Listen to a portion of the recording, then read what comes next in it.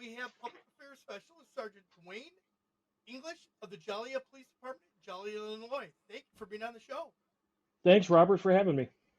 So, Dwayne, let's talk basics first. Let's get that out of the way. How long have you been the Public Affairs Specialist at Joliet PD?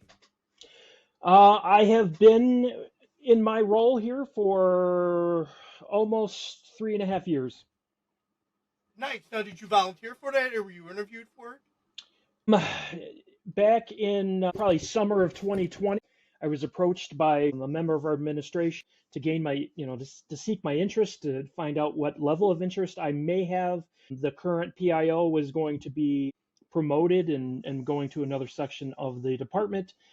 And I had, to that point, I'd never really given it any thought to do this kind of work. I'd always just been a street cop and a street sergeant, but I love new opportunities, and I think the one deputy chief that approached me kind of told me, like, we think that you kind of have that skill set that is needed for this, and the rest is history. And I have very quickly learned to love this position, and now I kind of live and breathe it. Excellent. All right. So, basics for the department: authorized sworn manpower and civilian professional staff. How many of each?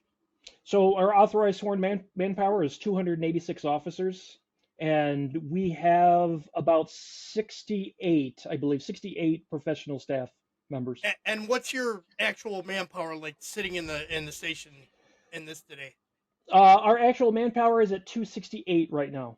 Okay, so not too bad. You guys aren't hurting too bad. That's good. Right. All right, and last, for our listeners that have no clue where Joliet, Illinois is, I know exactly where it's at, but for those that don't, why don't you kind of give us the geographic location of it? Sure. So Joliet, Illinois is about 35 miles southwest of Chicago. We're a part of the Chicago metropolitan area. Um, Joliet has a population of just over 150,000. Depending on who you ask, we're considered either the third or fourth largest city in the state of Illinois. Um, and yeah, so we have a pretty diverse community. Uh, and we're separated by the Des Plaines River, and it's a great city. Excellent. All right. So I originally contacted you because of a post that you put out on LinkedIn, and it was regarding a recent incident that your agency encountered and that the lessons that you would learn from it. You did a kind of a hot wash for yourself. First, can we talk about the incident, the basics? You don't need to go into all the details. I understand the legal end of it, but give us an idea of what that incident was. Sure, and I do appreciate you acknowledging the legal end of it, because it still is under investigation. But I can tell you, so back on January 21st of this year, we received a phone call of a shooting, and our officers responded to that shooting, and a 42-year-old male was shot in the leg while he was simply unloading groceries from his car. And from all accounts, it just looked like this shooting was random. And then probably about 10 minutes after that, um, approximately about 1 or 2 miles south of that location, in the jurisdiction of the Will County Sheriff's Office, they actually had a 28-year-old male that was shot in the head, and that ended up being a homicide. And again, everything that pointed to that was just random in nature. Fast forward to the next day at about noon on the 22nd, we received a call on West Acres Drive in our city of uh, multiple people that had been shot in two residences on that street. And essentially, what had happened is the detectives from the Will County Sheriff's Office, they had a vehicle description, and they were staking out that street for that vehicle. And during that stakeout, they actually observed a crime scene right at the front door of one of the residences. And so then they made entry, and then they found the victims. And so in one house, there were 2 victims found, and then the other house, there were 5 victims found. Oh my goodness! And Yeah, this is all within your jurisdiction. yes, this is all within the jurisdiction. The only one that is not is the homicide that occurred the day before. Um, Very quickly, we named a suspect in that vehicle, and long story short, as we very quickly relied on our law enforcement partners. We really tried to get that information out there quickly, and later that evening, we received word that the vehicle in the suspect was spotted outside of Natalia, Texas. Confrontation with Texas law enforcement authorities did occur, and the suspect ended up taking his own life during that confrontation. And what we had found out was that suspect had essentially uh, killed all but one member of his family. So he killed his mother, an aunt, an uncle, his brother, and two sisters.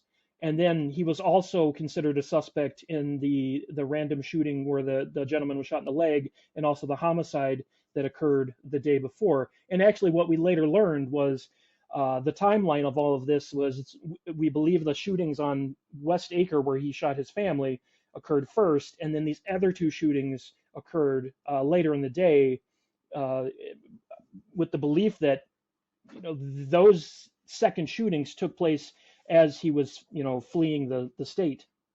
Right, right. Okay, so amazing investigative work by everybody to name a suspect within a matter of Right. hours. Get the word out nationwide, and somebody came across him. That's outstanding. Great job on your part. I did watch most of the press conferences that were there, and you guys did a phenomenal job on it. By the way, there was a lot of you provided an amazing amount of information in a relatively short period of time, which I thought was outstanding. So your post on LinkedIn, you talked about handling the job as a one man band, one man PIO Yes. band. Let's talk about that. Give me your feelings and your thoughts about that. Robert, it's interesting because it's sometimes when I first got into this role, I think I really wore the the fact that I was a one man band, one person PIO section. I wore it like a badge of honor, and I quickly realized, because it really wasn't well explained to me. I quickly realized, like, you're going to be the man. People are going to be calling you. You're going to be the first person that the press or the community asks about an incident. And I wasn't particularly prepared for that.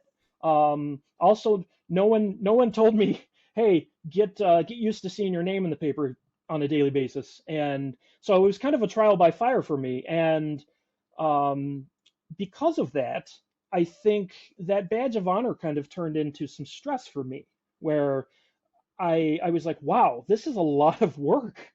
And even for kind of like the daily work that I do, it just seems like it's just like this is a cycle that just never stops. I've heard previous guests on your podcast talk about how this is essentially a newsroom, and to run this Right, place like a newsroom, and because I'm a sworn officer, I don't have that media experience, and so I'm coming from it from that angle. So from going from a street sergeant to something like this, it was a big wake up call, and part of my evaluative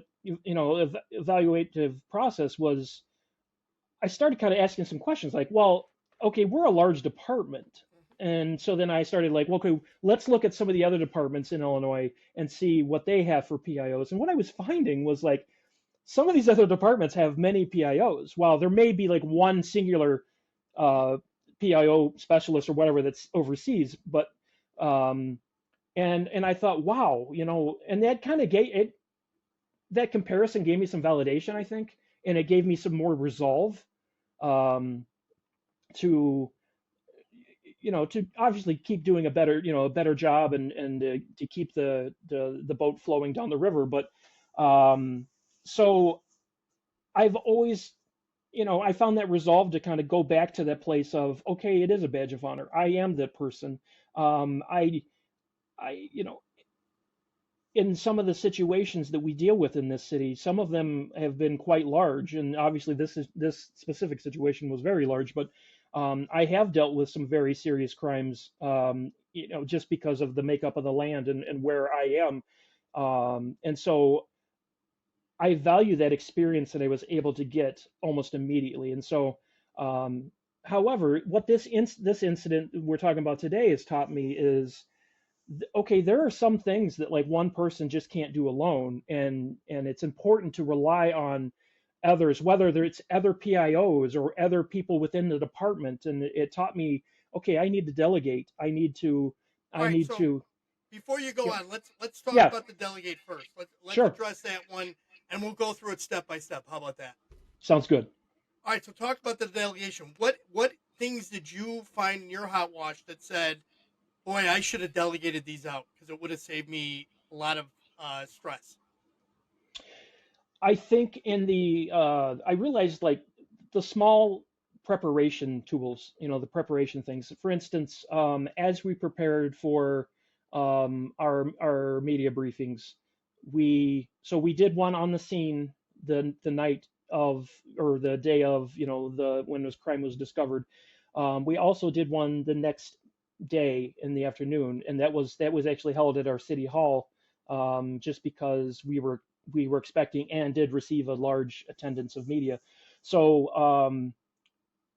a lot of what I should have done a better job of is delegate the tasks in support of like setting up the room. I wanted to be there to make sure the visuals looked right, to make sure the step and repeat was there, make sure the podium, make sure the flags were set correctly and everything like that.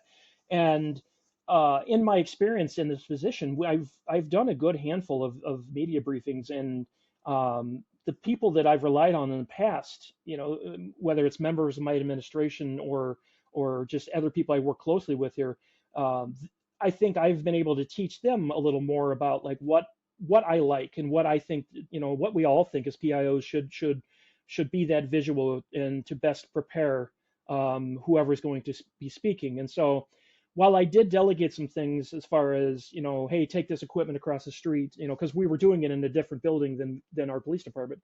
And I did get some help in that regard.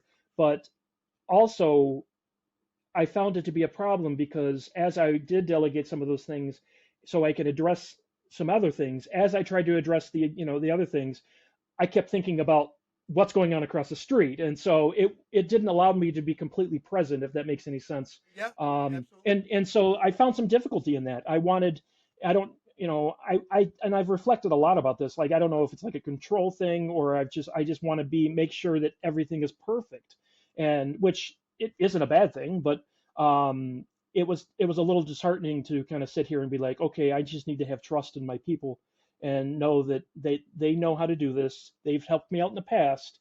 I need to rely on them now like I have then. Right. Oh, absolutely. And you know what? And part of that is it's very difficult as cops, and you and I Yeah. both we're in this field as law enforcement officers first before we became PIOs. It's very hard to give up that control factor. Yes. It's extremely hard, and as you'll learn, and I'm sure as what you've already learned is trust in the delegation that you gave to those people, and they're going to come through for you. They're going to make sure that you look good and the agency looks good. Yeah. You just have to trust in that, and then you have to like go. It's off to the side now. I can't worry about it because Yeah. I got phone, I got email. I got the chief calling. He wants to know this. So obviously, those things. It just happens. That's a cop thing in us. That's that Yep. eight type personality. So let's talk about. All right, you've delegated off those smaller tasks. What about the volume of email and phone calls that were coming in because you guys gathered nationwide attention from this incident? Yes. I saved all my emails and all the voicemails to a folder. And what I found between both of them, um, over a span of about 4 days, I received almost 500 emails and voicemails, like total. Um, and that alone was clearly overwhelming. And like we all do as PAOs, we champion ourselves to be as responsive as possible. And that's something that I take very seriously. I think we all do. And for instance, to give an example, even that night of the 22nd, I didn't get home until like 1:30 in the morning, and I left the scene. We did a media briefing at the scene at about 6 p.m. I left the scene at about 8 or 9 p.m. Um, in fact, no, I didn't. I actually stayed until about 10 p.m. because I wanted to stick around until the stations were able to do their 10 o'clocks, and Absolutely. then to make myself available to that if needed. I came back to the station, and actually what I did is I went through emails, and I didn't leave until I got through that evening's emails, and they were still coming hot and heavy. So like as I would, take care of one, I would get four more, Right. and I tried to call people back as much as I could.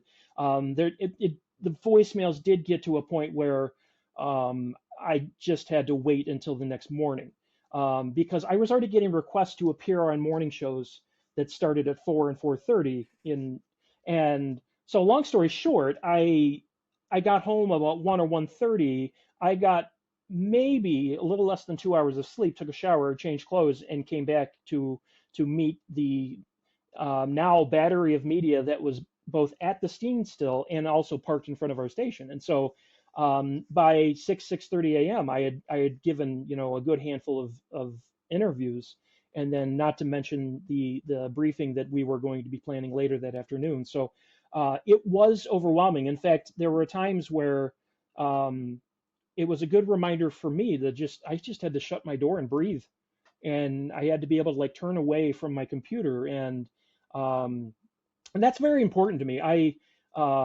just recently got my degree in clinical psychology, and so now I'm a pre-licensed psychotherapist as well. It's my second job, and so taking care of myself and taking care of our people and prioritizing that self-care Oh my God, um, yes. is always at the forefront of my mind. But Robert, I'll be the first to admit that many times during this incident, I just tossed that stuff right out the window, and I fell victim to it. And the most interesting thing about that, I was so mindful of it too, because I'm like, man, I need a break. And I remember telling myself that, like, I need a break. I need to like turn off my lights and just meditate or just breathe.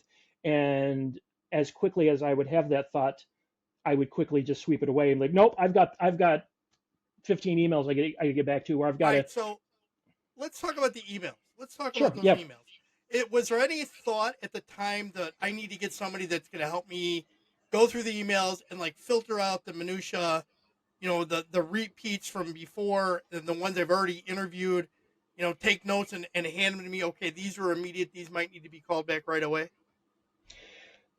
N- Not until after, as I kind of was going through my after action of all this, the hot wash, did I realize that that's something that I should have done, because I did not do that. I just slogged through every email. And the one thing that I did do, like you mentioned, is I did prioritize, like, okay, I need to get back to these people. These people are just looking to shore up a couple details. Um, I can get that to them very quickly, and then these people, these emails can wait a little bit. Um, I did do that, but however, it was me that did that, no one else. And that is another point that I've identified. I'm glad you brought that up, because that's another point that I identified after the fact, that I needed to do that. I needed someone to help filter through these emails. And then, while it would be me doing the responding, it would, just allow that second level of filtering, and just, take some of just that load off of Right. the emails. All right. So let's go to the next level here. So you're Hmm. getting those volume emails. You're getting national, local media. Uh, how was your response with your local media? Because those are the ones that you deal with on a day to day basis, whether it's your local newspaper or whatever it is, and like our regional, our local NBC, ABC, Fox, Right. CBS affiliates. Yeah, I really pride myself on making those relationships. And again, I mean, just kind of PIO 101 stuff, right? Um, and if you remember, one of the points I made in my LinkedIn post was that I think these relationships really benefited me throughout this incident. And so, um, I knew very quickly, as I was responding to the scene. I've kind of responded to the scene that day as, just a cop's cop. I was already visualizing as I'm driving to the scene. I'm already visualizing where am I going to put the media. Okay, this is going to be a large event. My chief is calling me, because my chief's telling me, hey, we're going to put the media over here. So the first thing I had to do when I get to the scene is tell my chief, no, chief, we're not going to put them there. We're going to put them here, and this is my job. You go do chief things. And granted, I have a great chief who listens, so he did. So, but and I knew the first, the first inquiries I was going to get were from my local people. I will say, like my local people have a pretty direct line to me. I mean, and I do have very good relationships with the Chicago media as well. But I expected my local people to start showing up, and they did almost immediately to the scene. And one of the one of the nice things about that is I've worked with them so closely, we recognize each other without a doubt. And I'm able to come up and have a frank conversation because when I did see them arrive, I went over and talked to them and I said, listen, like I just got here, recently myself. This is what I can tell you. However, there is a lot that I don't even know right now. And then, it really, again, just that familiarity that I have, and that those daily interactions with my local people, and then and working with them in person, and then also what I found out really helped me was having those interactions with members of the Chicago media as well. I as I know you're very aware, some of our larger Chicago metropolitan departments, like we do have pretty constant contact with Chicago media. Right. It's at least a few times a week for me, even when stuff's really not going on. And so to be able to kind of get those phone calls from familiar journalists who I've worked with in the past, and they remember those interactions, I feel that just it kind of got the minutia out of that whole introductory piece to, like, okay, I don't know what angle they're looking for, or I know what kind of information person A likes versus person B, because and that's what we see in a lot of these incidents where what's important to one outlet's not going to be so important to the other, and those relationships kind of informed that I knew that was coming, and so that helped my response tremendously. Outstanding. All right, so I'm going to change this gear here. Let's go to Yeah, equipment. You brought up in your post one of the things that you realize is you need more equipment in your squad as yeah. opposed to in your office. Did you have a go bag prior to this? Yes, yeah, I did have a go bag. I found that my go bag was woefully understaffed, or under equipped. Um, yes, and so because very early on, within an hour of being at the scene, I was already calling other officers, "Hey, break into my office and bring me this, this, and this." And so, like for instance, I wanted the ability to live stream the news briefing from our social media channels. I have all my tripods were in my cabinet here in the office, and I realized that very quickly. And my lapel mic and that sort of equipment was all here, and pretty much what I had in my bag was just the normal, very basic kind of things. Like I had a camera, the notepads, the phone list of other agencies, local, and that sort of thing. But I didn't really have like kind of hard and true equipment in my car. It's all in my car now, trust me. But and that was my first problem, honestly, with this incident was, oh my gosh, I need this, this, and this, and it's all locked up in my office right now. So even to the point where the day that we responded there, the wind chill was negative. It was below zero. I didn't have any gloves. I found a stocking cap in my go bag, thank goodness. So I had to have a deputy chief bring me gloves. And she brings me these monstrosity of these like snowmobiler gloves or something that I couldn't use because they're as big as my head, and so um I I got smacked in the face with the lesson of, like, you need to have your equipment accessible, or why even have the equipment? Or you need to be ready for the elements, um, because it's going to get in the way. And it did get in the way. Thank goodness early on, we got a lot of equipment there as far as vehicles to keep warm in and everything like that. But um, it was just a hard lesson for me because and as PIOs, we're so forward focused. Like, we're trying to, what's that next step? And I've got so many detectives on the scene, and I've got I've got the mayor and the city manager on the scene, and they're asking me questions, tapping on my shoulder, and here I am trying to get a deputy chief to bring me gloves. And so I that's why that was number one on my list, because it was, I found it to be very, very important. And and I know I mentioned before, kind of, in jest, that it's PIO 101 stuff. Well, there's PIO 101 stuff as far as I'm concerned. And you know what? Here's the thing: is we don't. Nobody wants to think of the. We always think crimes occur in perfect weather during the broad daylight, right? Yeah, yeah, Not in the inclement weather, not when it's raining, pouring, snowing, freezing. yeah. Nobody wants to plan for that, but unfortunately, as you found out, Yes, you needed it. One of the things I noticed also on here is you talked about you needed better mobile internet. yes. Oh my goodness, Robert.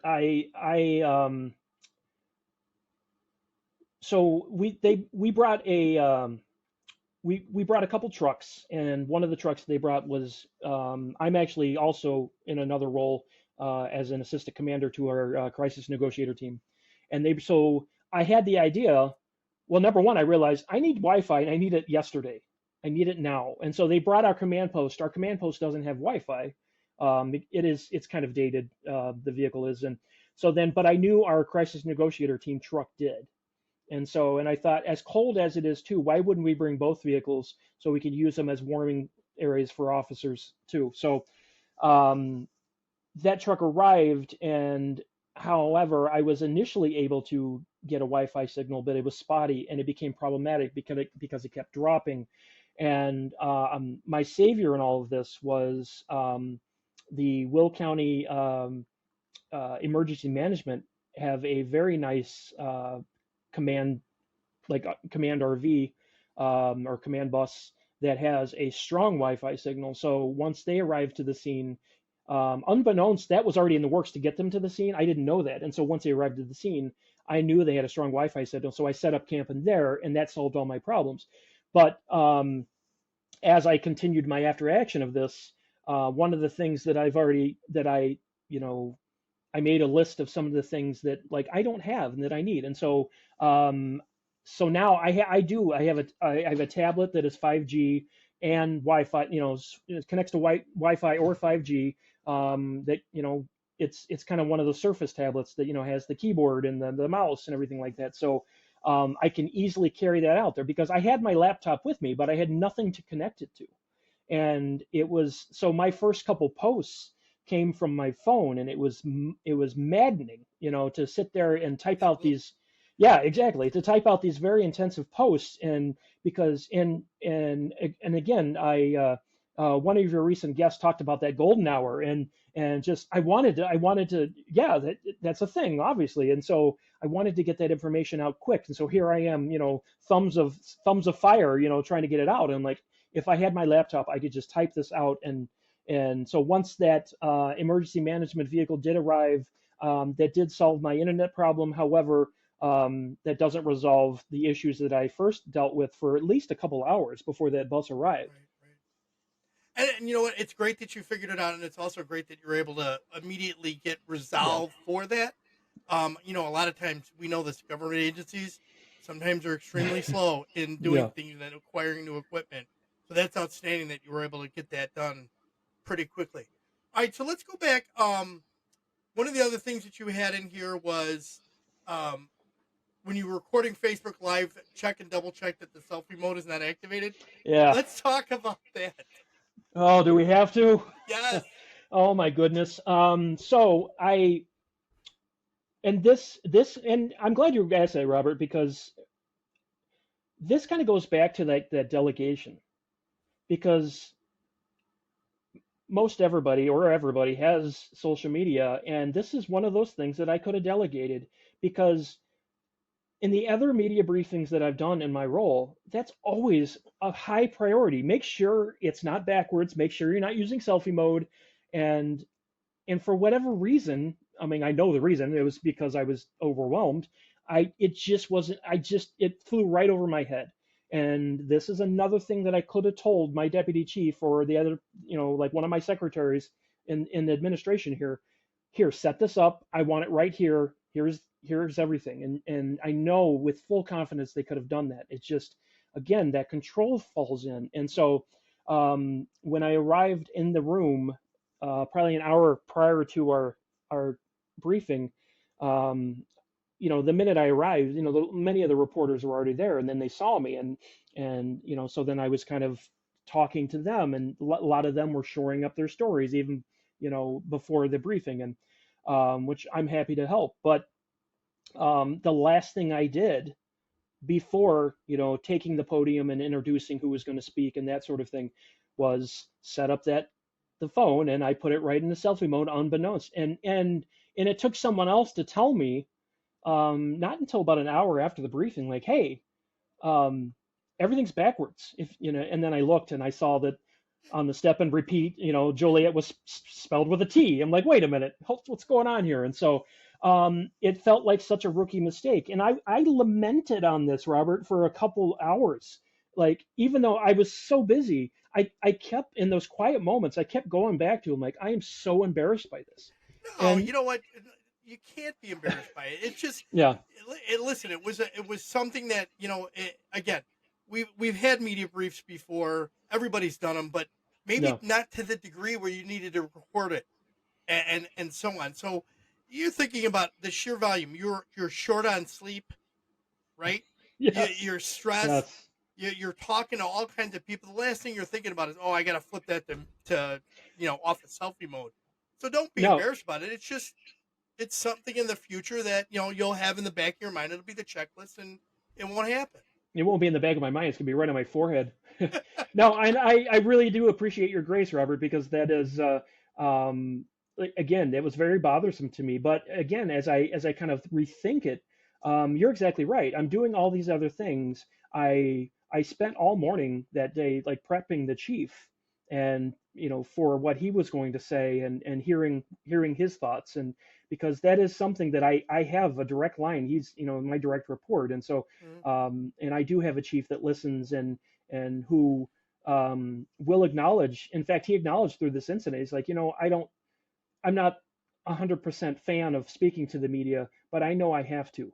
And so let's get this done. Let's do this the Right. right way. And so, and I value that. I value that opinion, and he does listen to me. So, I was spending all that day, getting that prepped, helping getting the room prepped, addressing all the other inquiries, and you're right, that in the minutia of all of it, that is a very small thing. And I think that's what's made me feel better about this. But afterwards, it was just, because I do have a lot of pride in this, and that's just such a simple mistake that I'm just not used to making. So it did feel ugly for a little bit, but but so I do appreciate that grace, because I think you're exactly right. That's exactly what it is. It's just a small aspect of a much larger scale of things going on. Absolutely. Did you in your time that you were doing all this, your social media, you're putting stuff out on social media. Yeah. I'm assuming you're doing it too. Yeah, yeah. I oversee our social media. I do have one of our detectives is he does assist me with social media. However, he does more of uh, the social media, that kind of the everyday posts. Nothing really tied to a particular like incident that we're either responding to or have responded to. Anything sort of that's related to that, I'll handle.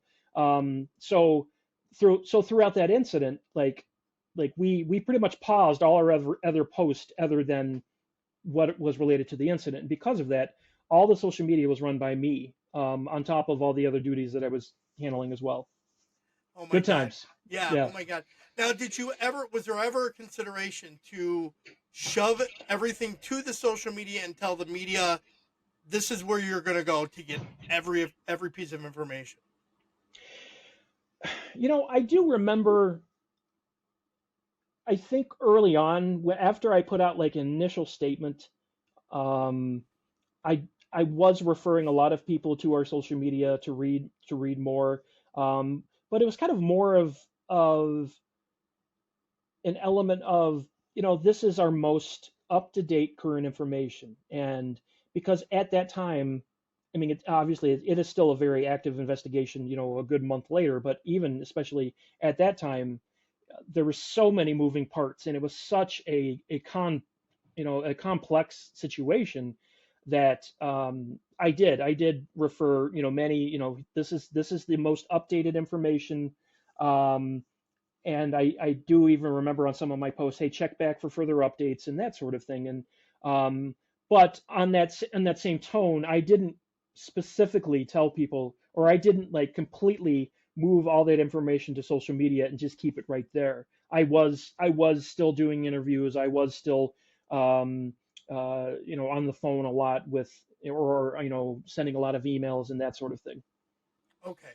So within the 48 hours that you responded to hundreds and over 500 emails and messages and all of that, um, did you get any kind of, was there any kind of negative comments from the media about your response time?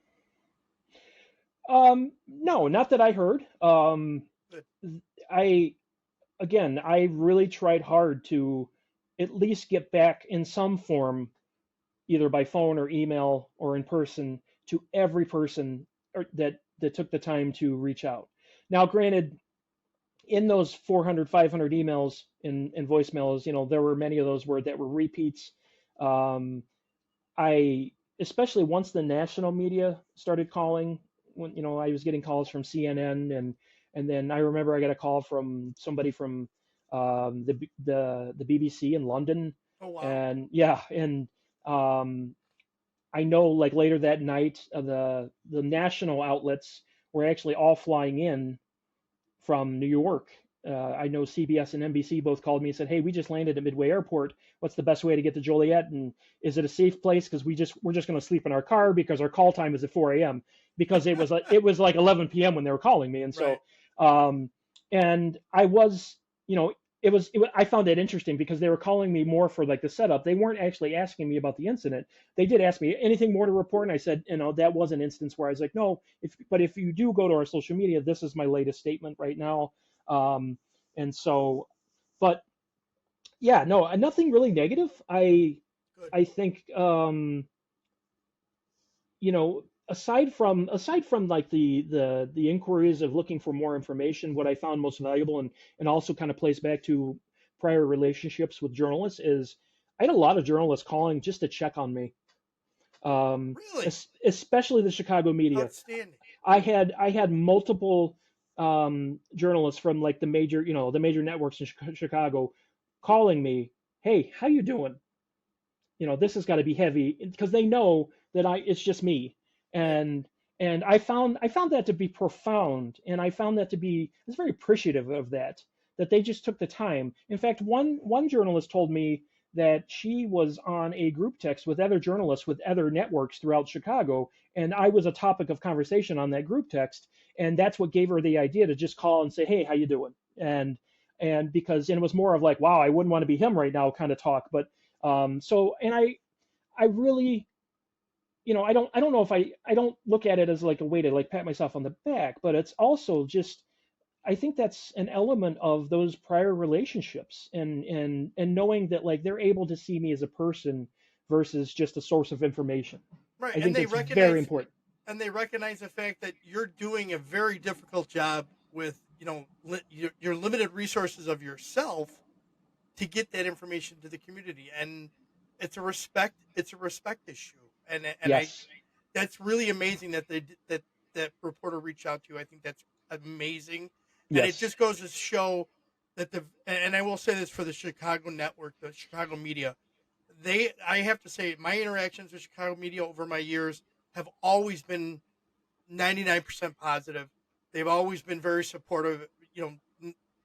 There's only one or two that I could say in my career that I would say, yeah, I would never return that phone call. Right. Right. Yeah. Yeah. Absolutely. And it's nice that I feel that I could get on a personal level with them. And I'm a very, I don't know, I always consider myself very easy to get along with, and so that's why, like I'll give you another example. Like even 2 nights into it, we had all the Chicago networks outside of our building for at least three or well 2 or 3 nights after the discovery was made of this incident. And I was here most every night until late, and working on stuff, getting back the inquiries and that sort of thing. And so when I did take those breaks, I would actually go outside because they're sitting in the trucks or hanging out. It's still very cold. Um, there's a couple times I brought them some food, I brought them some coffee, and I'd invite them in, if they needed to use the facilities and that sort of thing. And I did have a chance to actually kind of just sit in the back of the trucks and just have an off the record conversation, like, and where sometimes we wouldn't even talk about the incident, and like, how you Right. doing, and even with a couple of journalists that I had met before, but I wouldn't put myself on having that relationship that I do with some of the others. And so that gave me a nice opportunity to make those connections. Yeah, obviously we're here, we're all here because of this terrible incident, but um, it it just provides a little more, sense of humanity to it, and provides a little more personal level, because I think that's eventually that's going to inform the situation where, when we do all have to be all business and have to get that information flow of information back and forth. Right. Right. So just so I want you to know that I really appreciated the honesty that you put into your post. I thought it was a very humbling thing for me to see a PIO go through that experience again, and to say, hey, I wasn't prepared, or I didn't have all the equipment I needed. Yeah. These are the things I realized. Was there something that wasn't in that post that you realized that you should have maybe put out? Um, you know, I know in that post, I'm very, I'm working to be a mental health professional, and I did mention, the being able to, be, stay self-aware and practice self-care. But as as I kind of reread that post, I was like, I don't think I hit that hard enough, because I'll be honest, Robert, I'm one of those people that, um, doing mental health work and being, as a therapist, has really put, one of the things I've learned is about myself is it has put me in touch with my own emotions, and has put me in touch, has made me recognize my own pattern of emotions. And I will admit, like, during that week there were times where, like, I was not 100% emotionally, and those were the times where, like, okay, I do need to shut the door, and and just have a moment. And I'll be very honest with you, I did have a moment in the chief's office, where I was having, every 10 a.m. or every Thursday at 10 a.m. I have an advisory meeting with the chief, just to, hey, this is what's going on this week and everything like that. So especially that week, even though I was pretty much attached to his hip all week, that week, we still had that meeting, and that meeting had a very, like, a debriefing like tone to it. And that's where, like, I was able to share with him, like, chief, this was hard, this was hard for me, and I know this was hard for you as a chief, and I know this was hard for our department. However, like, this is, and I have no, um I have no regrets in sharing those emotions, and being genuine and honest. And that's kind of how, why it was so easy to kind of make that post on LinkedIn. However, like, my mental health, like, I think, like many others at our department, in such a serious and graphic incident, it wasn't the best. But I was able to, take some time for myself, and take those deep breaths, and to know, like, this is my job, this is my duty, and I mean, I even got a phone call from our city manager saying, hey, the White House is going to be calling because President Biden is going to, be speaking about this incident. And then, and I remember on that phone call with my city manager, I'm like, oh my gosh, and so she's like, yeah, I just wanted to let you know, they just called over here, they're going to be reaching out. Well, and then, they produced a press release about the incident as well. And so, and it just seems like day by day, it just seemed, as one might think, like, my job might get easier as the days go forward from the incident, but, like, I didn't see that for a good week. Right. And I I don't want that to sound like a complaint either. It was more of, I was kind of reminded on a daily basis of how big of incident this was, and with that reminder came, okay, it's okay to it's okay to realize that you're just not 100% right now. You're tired. You've gotten barely any sleep. You arrived at the department between 4 to 6 a.m. every day, and you're leaving each night between 8 and 10 p.m. Yeah. Um, and so it kind of just gave me that validation, like, call it for what it is. This is a national incident, Yeah. and um, because at some point, there were points where, like, okay, I need to get this stuff done, and rather than prioritizing my own mental health and prioritizing my self care, and so that has been probably the biggest lesson. I think I could probably do a whole LinkedIn post about that if that makes any sense. I know it absolutely does. Yeah, It's we don't we want to make sure that we're doing the best job for our agency, yeah, make sure that the agency comes out looks the best possible, and we can provide the information to the public uh, uh, accurately and appropriately.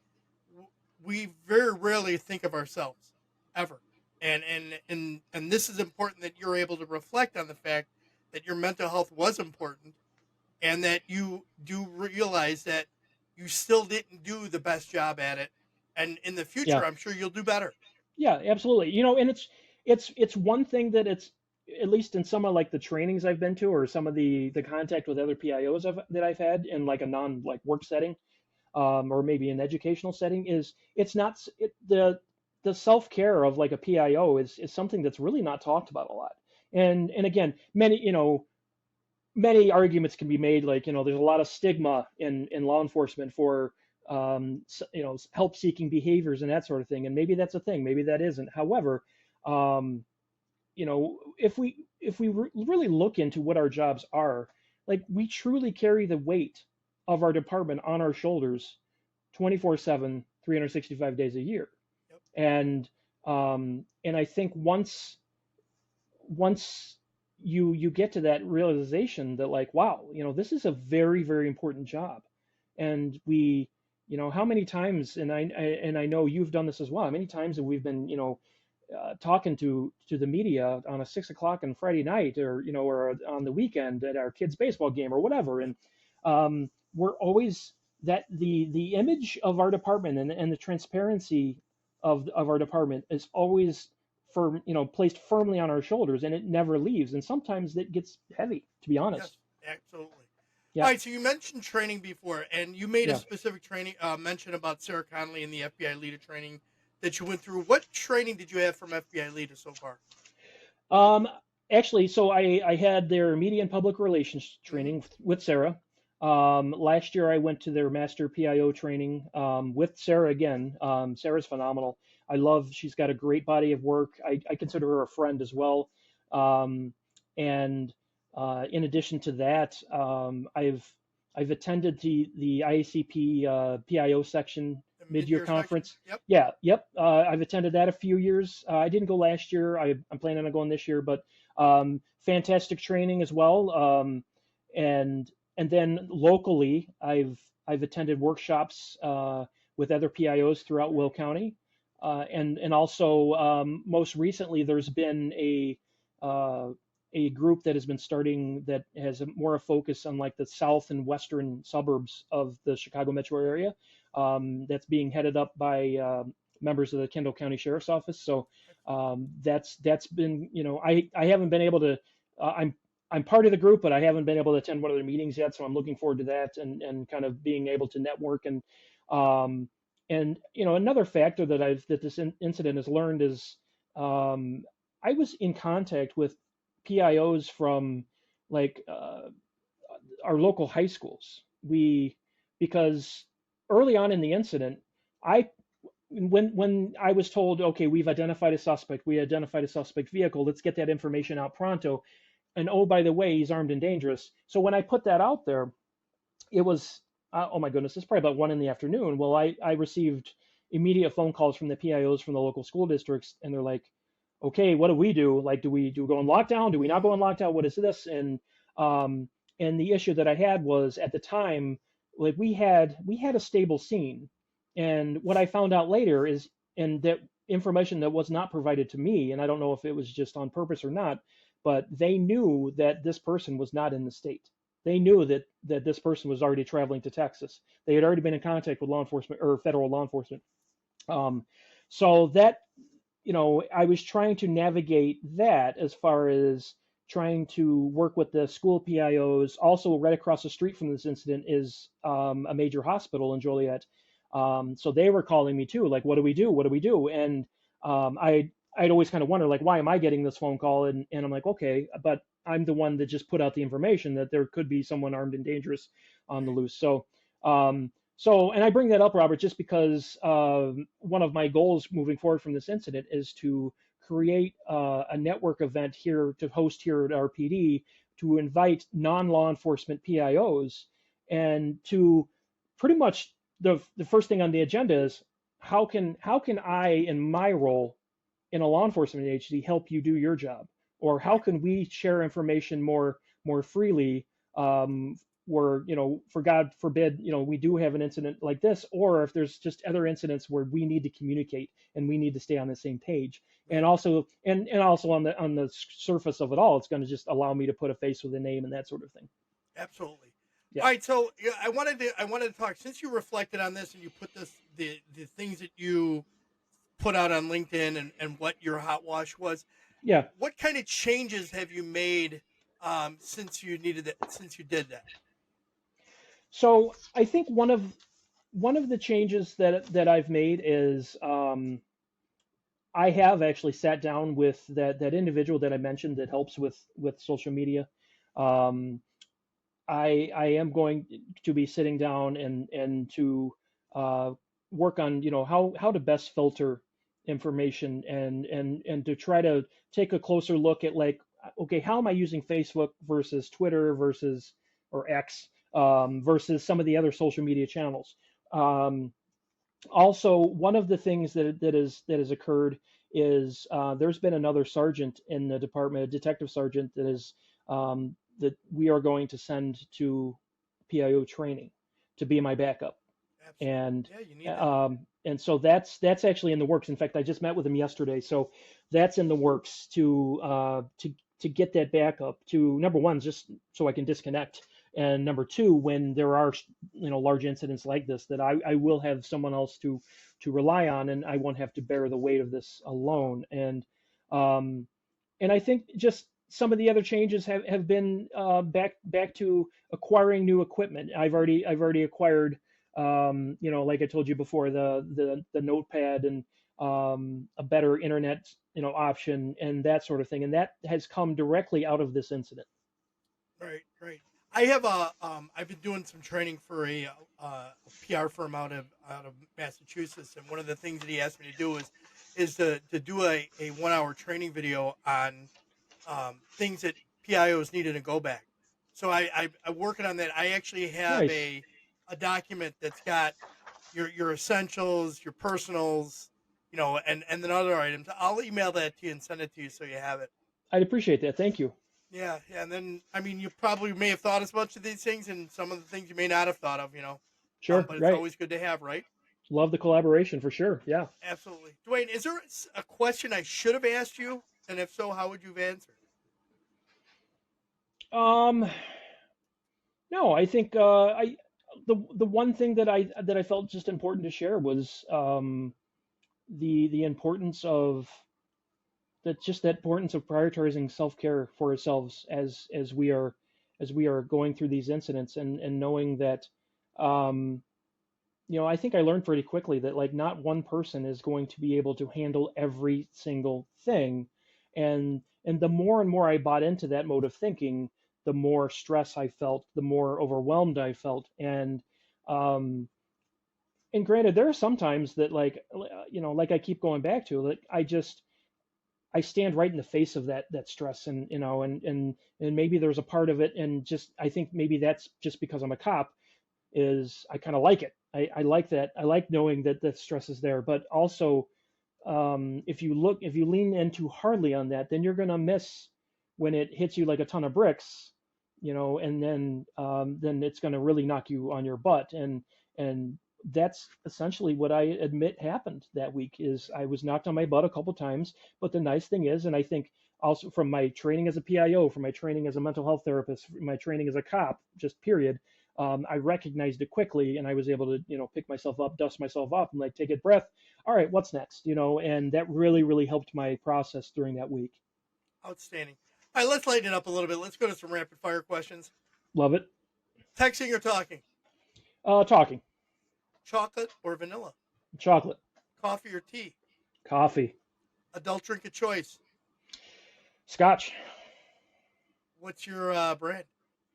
I'm a Johnny Walker guy. Okay. Yep. If you could have a superpower, what would it be? Flying. Ask permission or beg for forgiveness? Oh my goodness. Beg for forgiveness all day long. That's what we do every day. Absolutely. Place you would most like to travel to? Normandy, France. Nice. First celebrity crush? Ooh. Boy, I'm going to say Daisy Duke. Or is Daisy from Dukes of Hazzard, right? Dukes of Daisy Hazzard. Duke? Yeah, is that her I name? know who you're talking about. Yeah, Catherine yeah. Bach. Yep. Thank you. Yes. Guilty pleasure food? Cake. And who would you choose if you could sit down and have coffee with any historical figure, alive or dead? Sigmund Freud. Oh, interesting. Well, hey, Yeah. you've got that therapy background. Awesome. Yep. Final thoughts. What key points would you like listeners to take from today's interview?